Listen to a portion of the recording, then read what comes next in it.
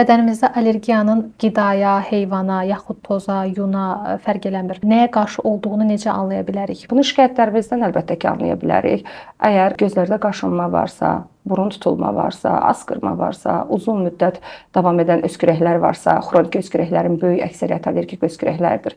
8 həftədən artıq uzun müddət davam edən öskürəklər varsa, bu öskürəklər quru, tutma şəkilli öskürəklərdirsə, antibiotiklərlə, bəlğəm gətiricilərlə, öskürək əleyhinə dərmanlarla sakitləşmirsə, gecə saatlarında artırsa, uşaqlarda və böyüklərdə fiziki aktivlik dönəmində, yəni uşaqlar oyun oynadıqda, güldükdə, ağladıqda, hoppanıb düşdükdə, öskürəklər şiddətlənirsə, qripi, soyuq dəymə ağır keçirirlərsə və bu öskürəklər soyuq dəymə zamanı, xəstəlik zamanı ağırlaşırsa, sinədə xırıltı, xışıltı ortaya çıxırsa, yəni siz hiss edirsiniz ki, sizin uşaqlarınızın yaşıdları xəstələnir, bir həftə 10 günə sağalır, amma sizin uşaqda öskürəklər aylarla davam edir.